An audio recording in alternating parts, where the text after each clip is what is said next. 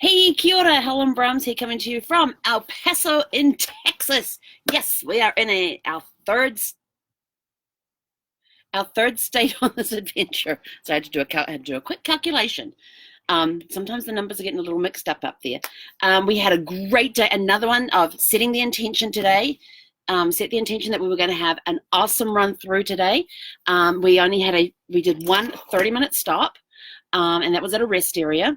And yes, my little puppy. We have to talk about her in a moment.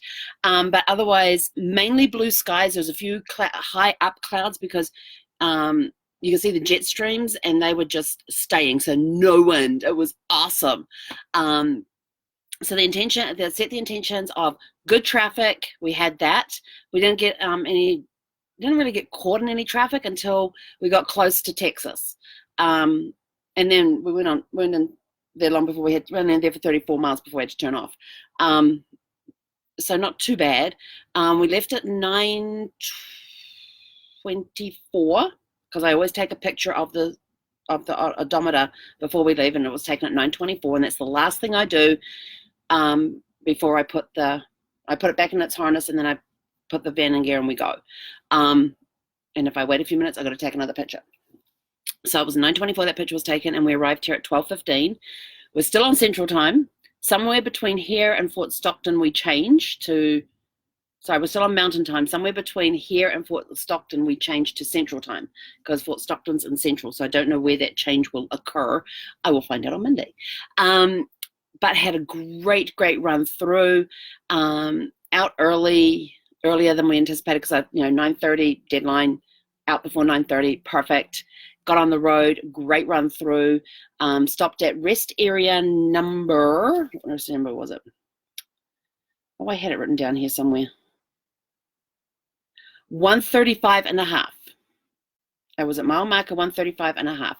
It was a beautiful rest area. You come off, there was this big area as you came off the freeway where there were some trucks pulled over, and then they could just U-turn to get back on the freeway because it was a rest area that went in, looped around, and you came back out and then back onto the freeway. And so drove up there. They had, when you first go in there, there's RV parking, although there were trucks parked on it, not a big deal. We park in their space all the time. And that was all parallel parking all the way around. Then you had the car spaces at the top of the loop. Then the other side of the loop was all truck parking. Gorgeous setup up there. I mean, it was beautiful. But as we're getting closer, I'm looking up and I'm thinking, what on earth is that thing up there? And then as we got closer, I thought, is that supposed to be a road runner?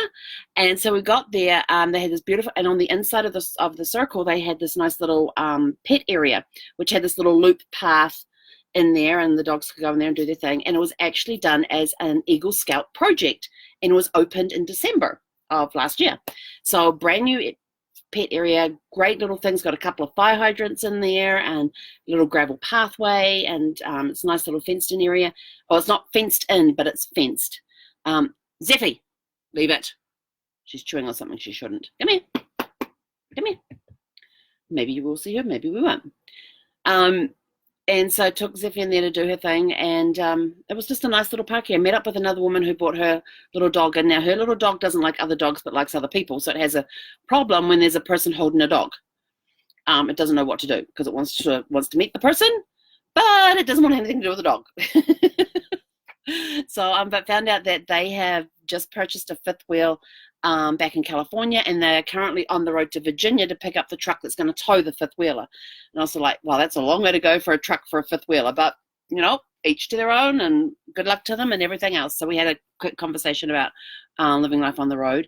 When I pulled into the RV park, there was a converted bus in front of me, and so that was kind of cool to see that. And so I went around, and sure enough, it was a big, giant road runner. So if you have a look at my Facebook page, you'll see the picture of it there. I looked around, no coyotes to be seen anywhere. But what had intrigued me is that when I got on the road, we got through one area, and there was this, and again, it was the barren desert again, with the mountains in the background and all that. But there was this one set of mountains. I've got to go back and figure out, look at a map to see if there's a name for these mountains. But they were standing so tall and proud, and they were very ragged rocks and all of that. It wasn't a smooth mountain line. It was very jagged. It was yeah, I think I put them on. I'll have to find the pictures. And but I wanted to get pictures of these mountains, and so that's why when we came to, I wasn't going to stop at that rest area, but I decided to stop anyway, which is just as well because we got some great pictures, and got some pictures of these mountains. But to me, these mountains look tall and majestic. I'm very proud to be standing there, showing their scars from the erosions that have taken place on them over the years. And no snow on the top of them, but they just look fantastic. And I had to get a picture of them. So I'm standing in this area, and they've got these little like knee-high walls all the way around the area. So I'm standing there at this area, got it all lined up, take a picture. Zephy is standing next to me. All of a sudden, she jumps up and completely clears the wall and over the other side. And the other side was probably about 6 to 8 inches below the footpath level. And I just stood there looking and going, what are you doing? I says, come on back over here. And she just looked at me. So what did I do? I put my phone down, reached over, and her harness has the handle on it, grabbed the harness, picked her up, put her back over on the footpath, and said, don't do that again. And go to take the picture again. She's straight up and over again. She thought this was a game. I'm like, yeah, no, not happening again. So I reached over, picked her up by the handle of the harness, and picked her up and put her back over. And the look on her face was like, but I wanted to go play. So we went down to another area, and they have these beautiful little sheltered areas where they've got concrete picnic tables in them. It's gorgeous in there, and this place has won awards for well maintained, being beautiful, and well landscaped and all that. They're gorgeous, and I'm not sure if I've already posted the pictures yet, but I will post them if I haven't. And it's very easy to see why. So I went into one of these picnic areas, which had a little higher wall. Well, I was also able to stand back by the table too, so she couldn't get to the wall, and took pictures of the mountains. So I got my pictures of the mountains. I was happy. But yeah, that little. So after that, it was walking back. Hey, stop chewing the window seal. Come here, Zeph. She's been mischievous today. So when we got back to the RV, we're getting ready to pull out and all that, and they're giving us some water and stuff. And she goes and hops up on the dash like she does every time we stop, and she gets unbuckled. She's up there on the dash. And I went over to my seat and sat down like I normally do, picked up her buckle and said, come on, time to buckle up. And she just laid there and looked at me. I said, no, we're not having this. Time to buckle up. And she just sort of like went and looked out the window.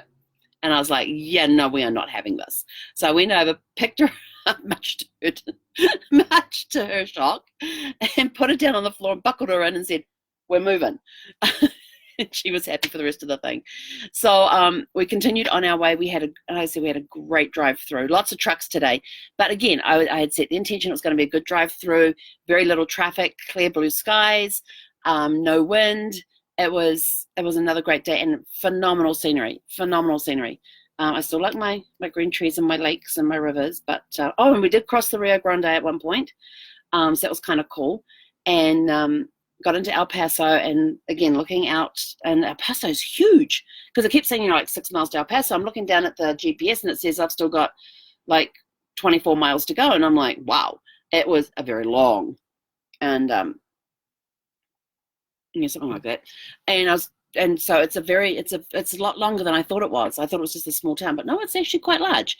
And one thing that and you know how you cross the state line, and then they have these black and white signs that are up that state what some of the laws are, like put your if you're using your wipers, put your headlights on, headlights on when using wipers, buckle up, those sorts of signs. Well, there was one sign. It was the very first one just inside Texas that I saw it, completely cracked up laughing, and had all sorts of thoughts running through my head. And then I realized a bit further down the road I'd misread the sign. I had read it as electronic massages while driving are prohibited. And later on I figured out, I think that was supposed to be electronic messages. But here's me driving down the road going, electronic massages are prohibited while driving? And I'm just like cracking up laughing. And I'm like thinking, so if somebody's sitting behind your seat, you're the driver, and somebody's sitting behind your seat, they're allowed to massage your shoulders and give you a head massage, a neck massage and all that. And I'm just cracking up laughing with all these thoughts going through my head. And then later on I'm like thinking, maybe they meant messages. Huh. So then the other thoughts started going through my head. Okay, if it actually was electronic messages while driving are prohibited, then then what happens if you want to take a note? And people, sit there with pen and paper. Can I sit there with pen and paper and take a note? So it's finding all these little loopholes and stuff. And it was kind of funny, but quite entertained myself for the rest of the drive to the campground. So we got to the campground here at Mission RV Park. It is very tight on the sites here. They have one area of the campground is for those with pets, and the other area of the campground is for those without. Oh, she's playing with one of her toys now. At the end of the pet sites, there is a dog run area. There's 2 parks. They're the smallest ones. I've had Zephy, and I had her in the larger of the 2 tonight, but there wasn't enough room for her to get up to speed in there.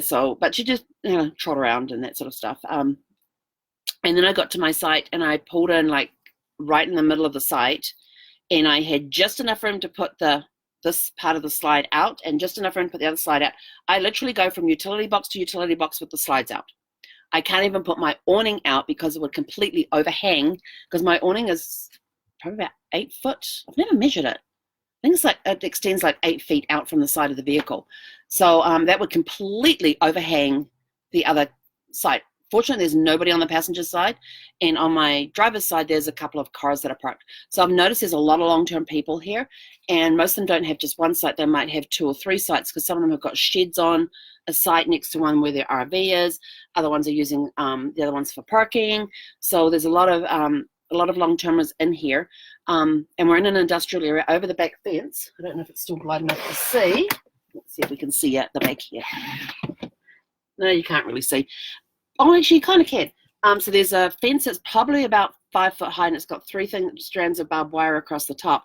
Then it's all shipping containers and trucks in there. So down this end is all shipping containers. When we were walking down to the dog park, we noticed that there was some just the 18-wheeler cabs, and then further on there was the actual trucks, and then there were the truck trailers, the trailers for the trucks.